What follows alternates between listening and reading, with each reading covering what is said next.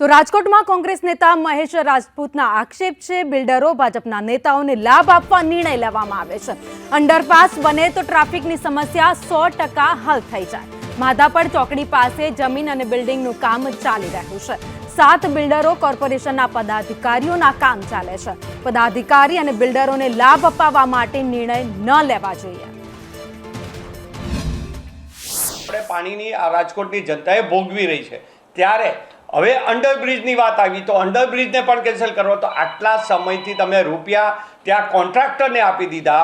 Contractor આટલા રૂપિયા વાપરી રહ્યા છે, એ પ્રોજેક્ટના પ્લાન બનાવવા માટેના લાખો રૂપિયાનો ખર્ચો કર્યો અને હવે ફરીથી એ અભેરાએ ચડાવી દેવાની અને એને એ પ્રોજેક્ટને પટ્ટો મૂકવાની જે વાત છે અને એની અંદર જે સાંસદોએ પત્ર લખ્યા છે એ સાંસદોની ક્યાંક ને ક્યાંક એ પણ એની અંદર ભાગીદાર બન્યા છે કે બિલ્ડરોને કેમ ખટાવવા।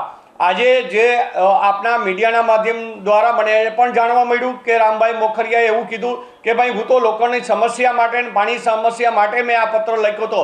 તો આવડા મોટા રાજ્યસભાના મેમ્બરને એ ખબર નથી પડતી કે હું પત્ર શેનો લખું છું, હું પાણીની સમસ્યા વધારવા માટે લખું છું કે સામા બિલ્ડરોને ખટાવવા માટે લખું છું। એટલે ક્યાંક ને ક્યાંક ભાજપના નેતાઓ છે એ લોકોને છેતરવાનો ધંધો કરી રહ્યા છે।